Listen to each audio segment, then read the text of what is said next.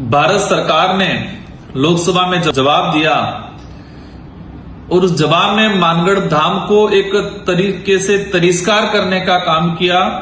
उन शहीदों को अपमानित किया जो 1913 में गोविंद गुरु के नेतृत्व में अंग्रेजों और राजा रजवाड़ों के खिलाफ आजादी का बिगुल बजाया था और बिलराज कायम करने, अलग बिलराज की जो मांग की गई थी, उस मांग में शहीद हुए 1500 से अधिक भील आदिवासी समुदाय को अपमानित करने का काम किया है भाजपा सरकार ने।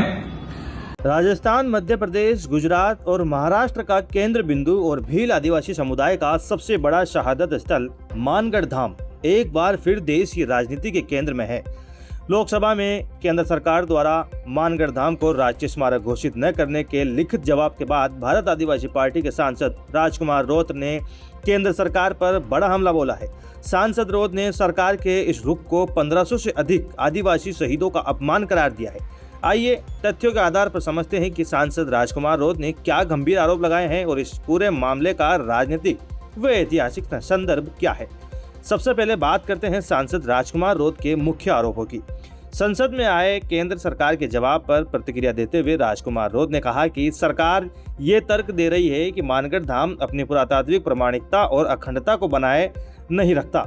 रोत ने सवाल उठाया कि 17 नवंबर 1913 को गोविंद गुरु के नेतृत्व में अंग्रेजों और राजा रजवाड़ों के खिलाफ लड़ते हुए एक ही दिन में 1500 से अधिक भील आदिवासियों ने अपनी शहादत दी थी।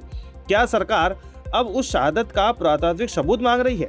उन्होंने कहा कि गोविंद गुरु का विचार ही आदिवासियों की अखंडता है और सरकार का ये जवाब पूरे समाज की भावनाओं को आहत करने वाला है। सांसद राजकुमार रोत ने राजनीतिक दलों पर आदिवासियों को सिर्फ वोट बैंक की तरह इस्तेमाल करने का आरोप लगाया। उन्होंने 1 नवंबर 2022 को मानगढ़ धाम में आयोजित प्रधानमंत्री नरेंद्र मोदी के कार्यक्रम का जिक्र करते हुए कहा कि उस समय ऐसा माहौल बनाया गया था कि मानगढ़ को राष्ट्रीय धरोहर का दर्जा मिलेगा, लेकिन चुनाव खत्म होते ही इस मांग को ठंडे बस्ते में डाल दिया।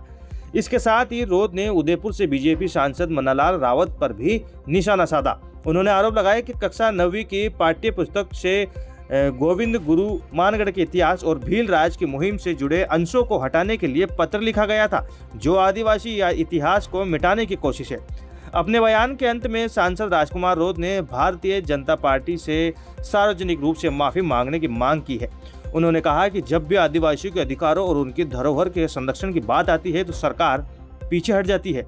भारत आदिवासी पार्टी ने केंद्र के इस जवाब का कड़ा विरोध करते हुए चेतावनी दे दी है कि आने वाले समय में चारों राज्यों के आदिवासी अंचल में एक बड़ा जन जागरण अभियान चलाया जाएगा और सरकार को मानगढ़ धाम को उसका ऐतिहासिक दर्जा देने के लिए मजबूर किया जाएगा।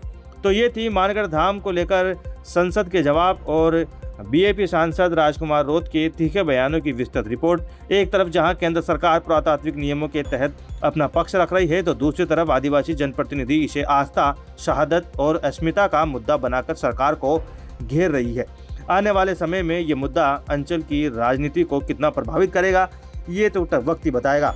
एक जागरूक नागरिक के तौर पर ऐतिहासिक धरोहरों को राष्ट्रीय स्मारक का दर्जा देने के इन मानकों और बयानों पर आपकी अपनी क्या राय है, कमेंट बॉक्स में जरूर बताइएगा। राजस्थान की राजनीति और अन्य खबरों से अपडेट रहने के लिए सब्सक्राइब करें हमारा चैनल रॉयल पत्रिका। जय हिंद।